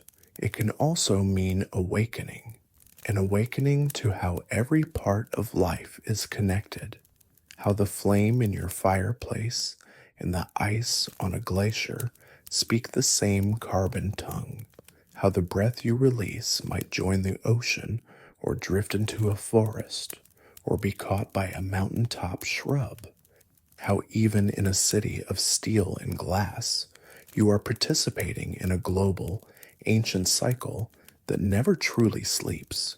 And yes, the clock is ticking faster, but clocks are tools. They are not laws. They can be paused, rewound, reset. They can mark not just danger, but decision. So if you feel the pressure, if you hear the rhythm speeding and sense the imbalance, don't despair. Listen. Listen to the carbon. It is telling you not just what was, but what might still be. A cycle's not broken, but stretched. A dance not ruined, but racing. A rhythm that longs to return to balance. And in the quiet of your own breath, you carry that rhythm too. Drift now, slowly, back toward the sea, the same ocean that once cradled carbon in quiet depths and hid it beneath layers of shells and silt is still listening, still holding. But something in its rhythm has changed, not loud, not sudden, but clear. The ocean, too, is feeling the faster clock, and it is beginning to murmur its warning. The water tastes different now. It's subtle, not like salt or sweetness, but a shift in chemistry as more carbon dioxide enters the atmosphere. More of it dissolves into the sea, and when it does, it doesn't simply vanish. It reacts. It becomes carbonic acid, a quiet transformation that gently lowers the ocean's pH. It's called ocean acidification. But the word feels sharper than the reality. In truth, it's not a burn. It's a whisper, a change so soft you'd never feel it if you swam there. But the creatures of the ocean do. Imagine a coral reef, glowing, blooming, pulsing with fish and algae, tucked into warm tropical water. Each coral, a tiny architect, builds its home from calcium carbonate, a structure formed by pulling minerals from the sea and shaping them into bone-like homes. It's delicate work, balanced, precise.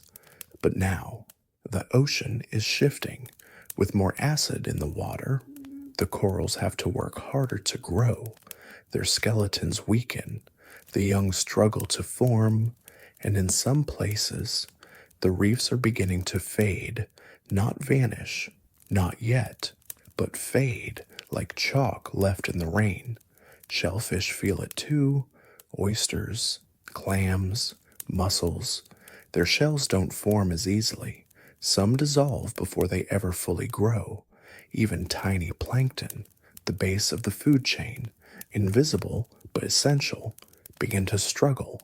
Their shells, once strong and symmetrical, now form with subtle flaws, and with them, the ocean's balance begins to tilt, not toward silence, but toward fragility, because the carbon that once slipped into the sea as part of a slow, forgiving exchange now comes in faster than the system can adjust. The ocean is not rejecting the carbon, it's absorbing it, holding it, doing what it has always done, keeping the air clean, the climate cool, the life moving, but at a cost. Warmth creeps in, not just on the surface, but deep below. Currents shift, waters stratify, layers that once danced now remain apart. Oxygen sinks and stays, trapped where creatures can't use it, and carbon, once carried in graceful loops, begins to accumulate. You can almost hear the hush of that accumulation, not angry, not panicked, just persistent, a heaviness in the currents, a pause in the spiral, even whales, whose migrations once followed the rhythm of krill and bloom, begin to shift their routes. Fish move north, coral bleaching becomes more frequent, the music of the ocean changes key. Still, life remains. The ocean is not empty, it's adapting. Kelp forests, swaying in coastal waves, still pull carbon from the water and the air. Seagrasses, hidden in shallow bays, act like underwater meadows, absorbing, anchoring, softening storms. Some plankton continue to thrive, evolving quietly, adjusting to the new chemistry drop by drop, and in the deepest parts of the sea, untouched by surface noise, carbon continues to sink, slow as breath, steady as prayer, the biological pump, they call it, the process by which life carries carbon downward, burying it like seeds in a soil of darkness. Even now, that pump turns. Even now. The ocean tries to hold the balance, but it cannot do it alone, because this isn't just the ocean's burden, it is ours. The carbon we emit doesn't ask where to go. It rides the air, it finds the water, it drifts into clouds and rain and waves. And the ocean, vast as it is, has simply caught more of it than anything else. So, it speaks in the language it knows best. Not words, not numbers, but coral paling, shells thinning, currents stalling, and still it waits. Because the ocean, above all, is patient. It knows time better than we do. It has held carbon for millions of years. It has survived extinctions, ice ages, asteroid strikes. It has reshaped continents and carved coastlines. It is not easily broken, but it is honest. It will show us what we give it and what we take. There is hope in this knowing, not the kind that shouts, but the kind that glows like bioluminescence in dark water. Because with even a small shift in our path, the ocean responds. Marine reserves bloom with life. Damaged reefs begin to regrow. Seagrass returns to bays that had long forgotten green. And with it, carbon begins to rest again, to settle, and to wait. The ocean's warning is not a punishment. It is a request, a reminder that we are not above the cycle. We are held within it. The tide that kisses the shore touches every life on Earth, and the carbon that moves beneath it holds stories older than language. Tonight, as you imagine the ocean, vast, deep, mysterious, remember that it listens, not with ears, but with chemistry, not with judgment, but with gravity. It remembers every breath, every drop of rain, every leaf that falls into its arms. And though it may never speak aloud, it still speaks through coral, through current, through silence. It speaks gently of change. Not all carbon floats through forests or rests beneath waves. Much of it now weaves through cities, through streets lined with glass and stone, past rooftops and chimneys, into homes where you flip a switch or sip a cup of something warm. Carbon has become part of city life, invisible but constant, a silent guest in every breath, every engine, every light glowing behind a window.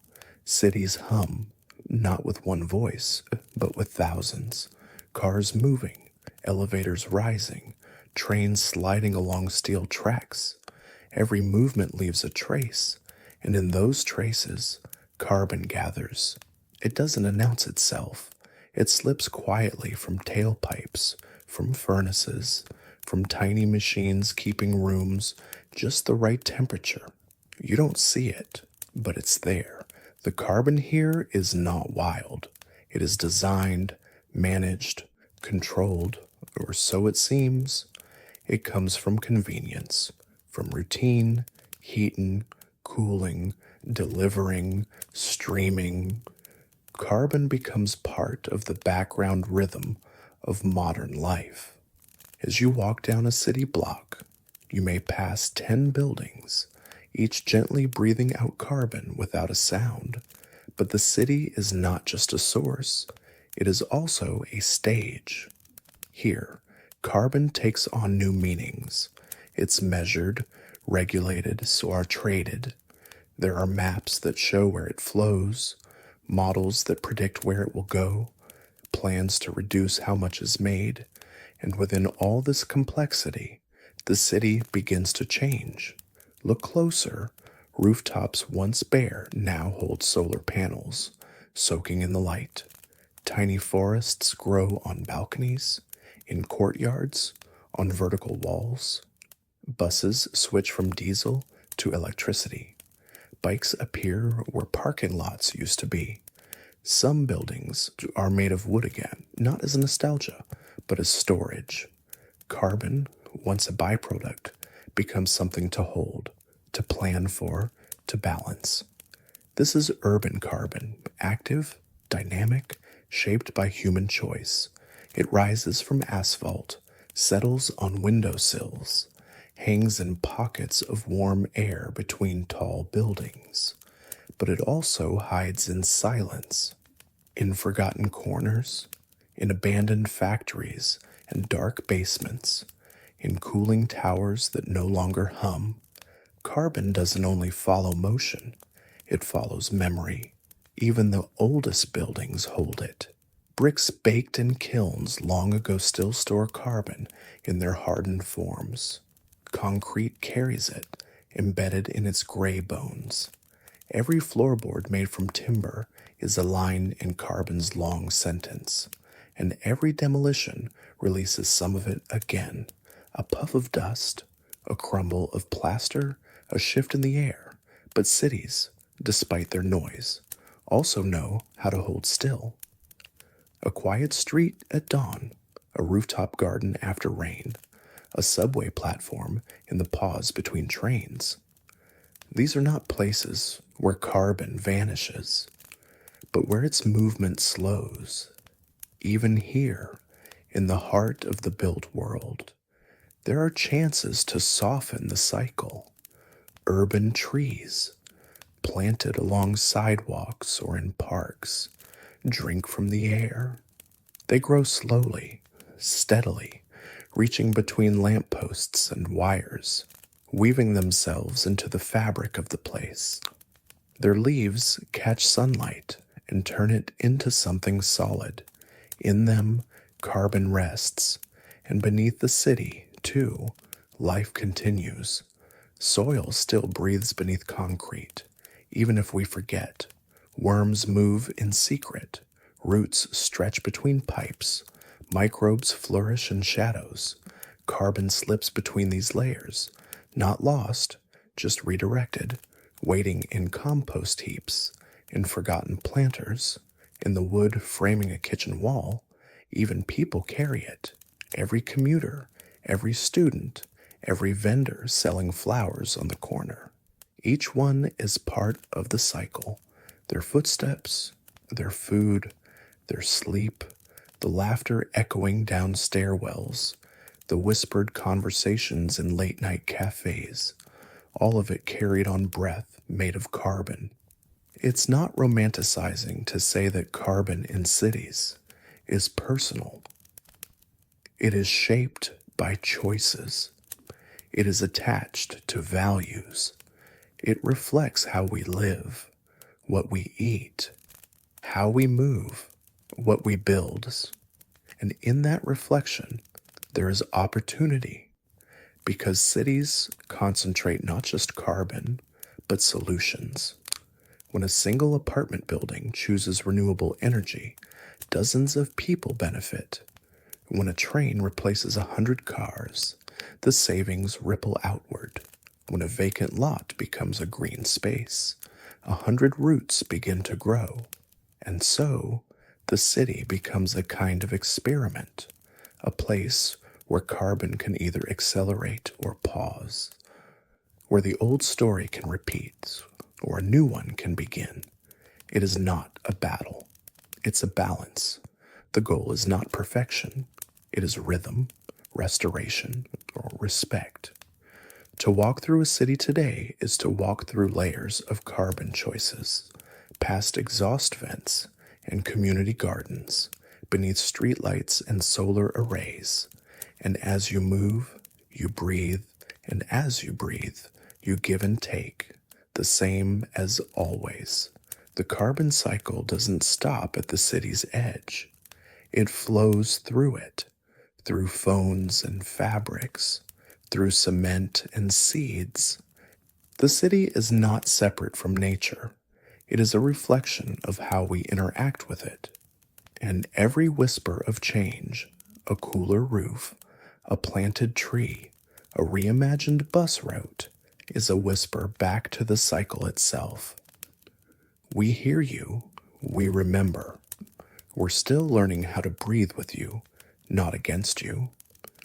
So tonight, as you sit in your room or lie beneath a ceiling fan's slow rotation, you are inside the story too. Carbon surrounds you, not as threat or burden, but as presence, as evidence of life, of movement, of potential. Outside, the traffic may fade, the city may quiet, but the cycle continues, even here, even now, even in silence. The city sleeps, the lights dim, the streets grow still, and the hum of human movement begins to soften. But somewhere, perhaps just beneath your window or a few blocks away, something else begins to stir. Not machines, not sirens, but green, quiet green, the kind that grows slowly and listens deeply, the kind that helps the world breathe again. Rebalancing the carbon cycle doesn't require reinvention, it requires remembering. And in many places, that remembering is already underway. Step into a garden, even a small one, and you're stepping into a conversation between carbon and life. Every leaf, every stalk, every inch of soil underfoot is part of the same exchange. Carbon moving in, carbon held, carbon shared. Some gardens are public, some private, some only the width of a windowsill, but all of them speak the same quiet language: photosynthesis, storage, return, and beyond gardens, in wild and cultivated places alike, efforts are blooming. Forests are being restored where they were once cut, not replanted as endless rows of the same tree, but renewed with diversity, with old seeds, native species, trees that take their time. These forests are not just green spaces, they are timekeepers, breath holders, memory makers. Their roots sink deep, drawing nutrients and holding the soil in place. Their leaves flutter, pulling carbon from the air and building something solid out of the intangible. In places once bare, these forests are returning, reshaping the balance one season at a time. But it's not just forests. Oceans have their part in this rebalancing too. Underwater meadows of seagrass and kelp are rising again, their fronds catching carbon as they sway with the tides. These marine plants grow fast, absorb generously, and store carbon in their roots and surrounding sediments, sometimes more efficiently than even tropical forests. This is called blue carbon, and it flows quietly beneath the waves, in estuaries, salt marshes, and mangrove forests. These are not the glamorous landscapes we often picture, but they are powerful ones. Carbon sinks tucked into coastlines and deltas, working steadily with each tide. In the soil, change is happening too. Farmers, scientists, and communities are learning how to keep carbon where it belongs, in the earth. Through techniques called regenerative agriculture, fields can hold more life, more water, and yes, more carbon by planting cover crops, reducing tilling, rotating fields, and adding organic matter. The soil becomes richer and darker, full of tiny life, full of stored breath. You might not notice it just by walking past, but beneath your feet, carbon is held in place by microscopic threads and particles. It doesn't evaporate or escape. It rests, and with every growing season, more is added. Even machines are learning how to mimic these processes. In some parts of the world, humans have begun building artificial trees, devices that draw in air and filter out carbon, storing it underground or transforming it into new materials. These technologies are in their infancy. They do not replace nature, but they echo it. They're like scaffolding placed beside a living wall, not the building itself, but support. Other efforts are taking shape in design. Materials like biochar, charcoal made from agricultural waste, are being used to lock carbon into the soil for centuries. Buildings are being made from hempcrete, bamboo, carbon-negative concrete. Roads are paved with recycled materials. Plastics are replaced with biodegradable alternatives. It's not a single solution. It's 100 quiet steps, and at the heart of it is a shift in mindset. Carbon is no longer just a number on a graph or a target in a treaty.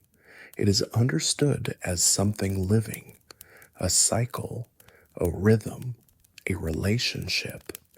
The world is learning that we are not just emitters or consumers. We are participants, caretakers, storytellers. You can feel it in the changes people are making, not just on global stages, but in small daily acts.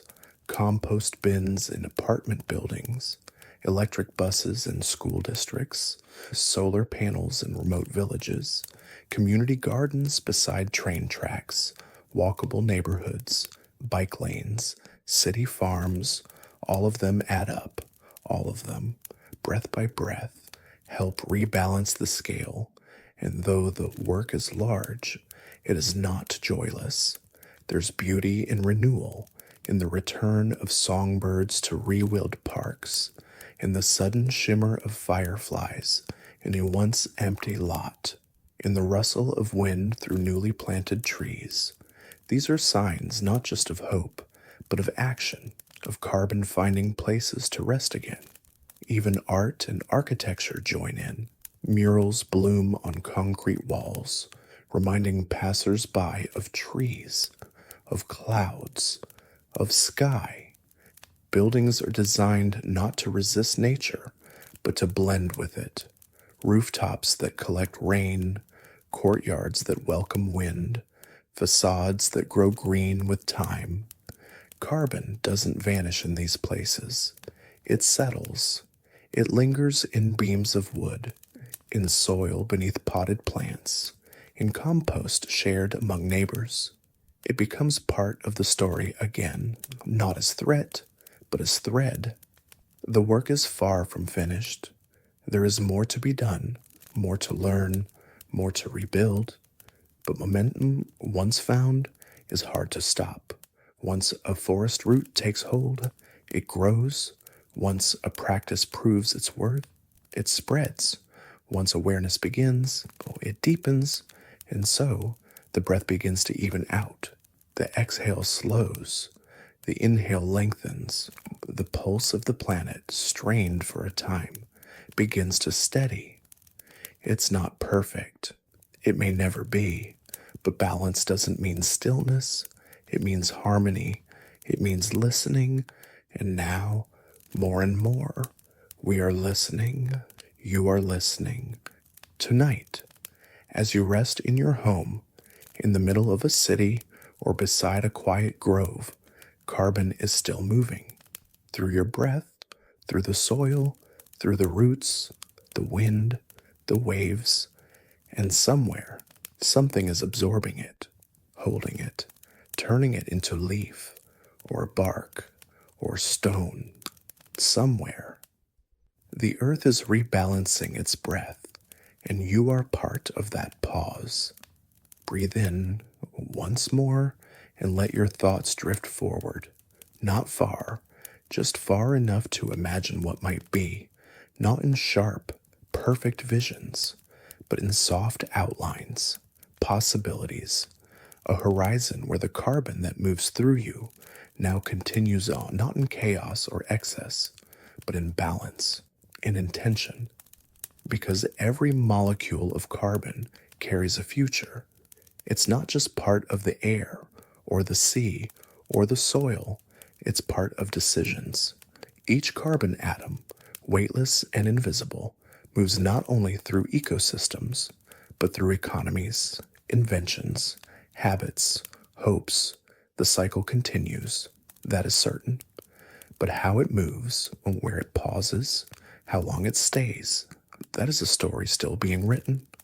You may imagine a world where carbon is not treated as waste, but as a resource, not something to eliminate, but something to place, like a piece of music that must find the right note, the right beat. There are architects now designing buildings that absorb more carbon than they release. Entire cities that think in terms of footprint, not just how large they are, but how lightly they press on the planet. Schools that teach children the carbon content of everyday things, not as guilt, but as awareness, as curiosity. In this imagined future, a table is not just wood, it is a choice. A book is not just paper, it is part of the cycle. A garden is not just lovely, it is powerful, and the people in that future do not walk around thinking about carbon every moment of the day. They breathe, they live, but they live with alignment, with an understanding that every act, no matter how small, nudges the balance one way or the other. They grow food in ways that heal the land. They wear clothes made from fibers that give back to the soil. They travel shorter distances, or slower ones, or with vehicles powered by wind and sun. They turn rooftops into carbon sinks, windows into light catchers, sidewalks into ribbons of green. But more than that, they notice. They notice the forest edge and know it's doing more than standing there. They notice the lake and understand it's holding not just water, but atmosphere. They notice themselves in the system, not above it. Even their machines adapt. Factories that once roared now hum with efficiency, capturing carbon before it can flee.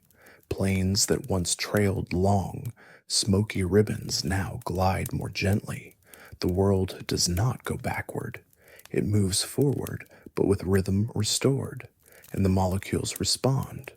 Carbon begins to slow, not stop, never stop, but settle. The atmosphere becomes less crowded. The ocean exhales more easily.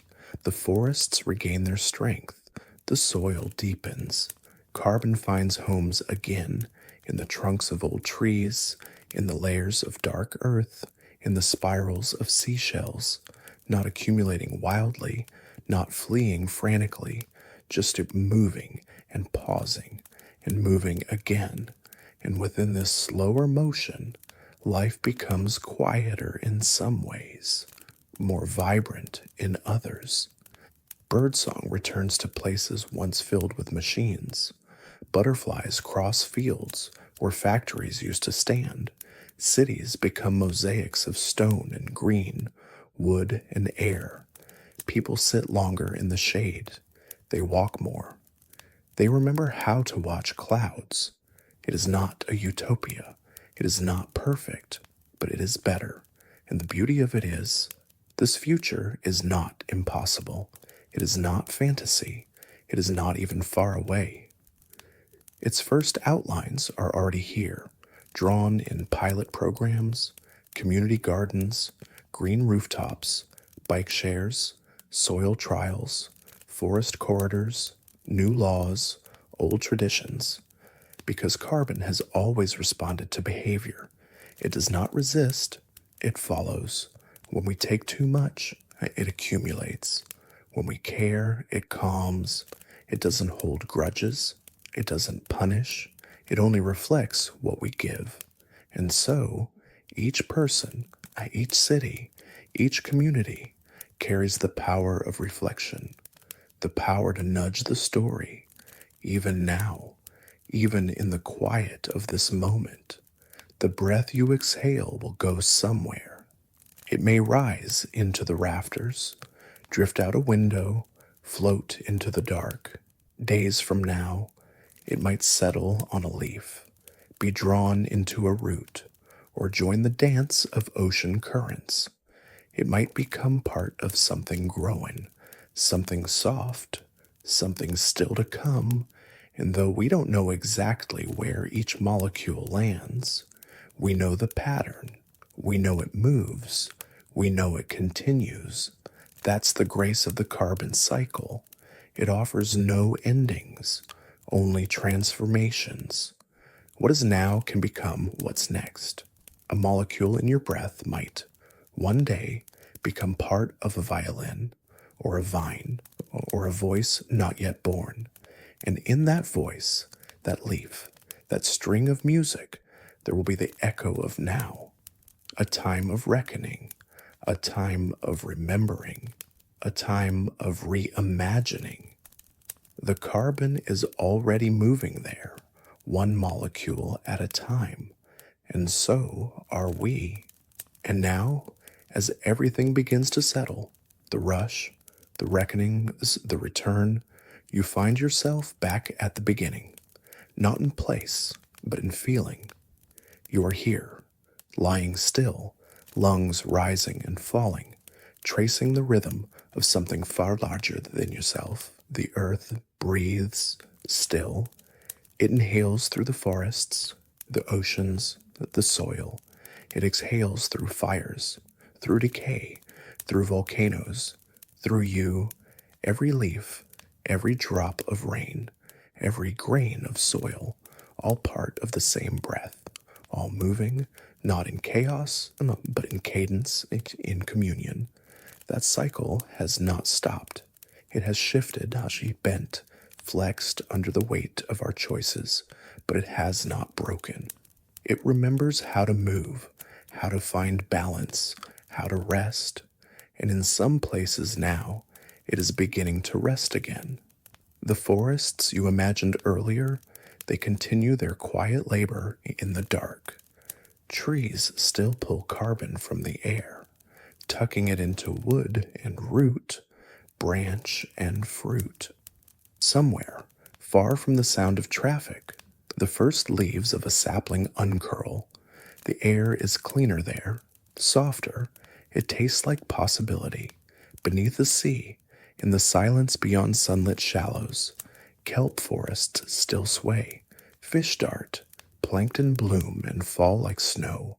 Whales pass slowly above, vast and aware, and with each movement, each breath, the carbon continues its steady descent, some of it to be buried, some to return, none of it wasted. In the soil, in the caves, in the wind, carbon waits, not frozen, not trapped, but in motion, always in motion, even when you cannot see it, even when it slows to a whisper. You are part of that whisper. Tonight, as you lie here, your body is warm with it, built from ancient stars, from driftwood, from fossil dreams and newborn leaves. You carry the cycle inside you, not as burden, but as belonging. You are not outside the system, watching it like a story on a page. You are inside it, cradled in it, carried by it. And it is carried by you. Maybe tomorrow or the next day. You'll walk outside and notice the way a branch bends toward the sun, the way clouds drift more slowly than they seem, the way your breath leaves you and disappears into air that holds the size of 10,000 lives.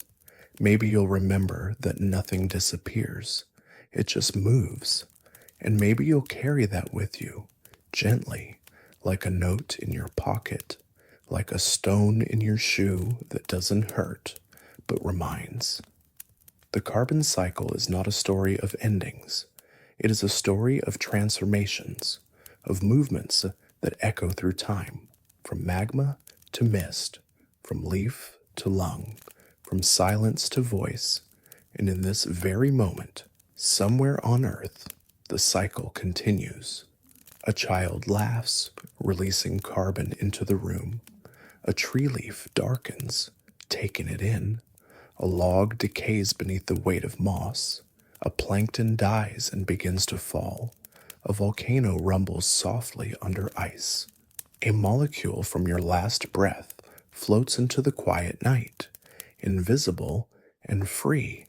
It doesn't know yet where it's going, but it will become something. That is its nature. That is its gift. And so, we end where we began, with breath, with balance, with the understanding that the earth, even in all its complexity, follows simple truths. What is taken must be given back. What is moved must find rest. What is used must be honored. The carbon that fills your lungs tonight is the same carbon that once built mountains, that once grew forests, that once swam with trilobites and feathered dinosaurs. And it will move on into grasses, into glaciers, into voices that have yet to speak. It will remember you, and you, perhaps without trying, will have added your own grace to the cycle. A moment of pause, a step of care, a breath of reflection. So now, let the breath slow, let your shoulders soften, let the story settle into your bones like rain into dry earth. You are part of this great balancing act, not as spectator, but as a participant, as dreamer, as breath. The earth still breathes, and so do you. Sweet dreams.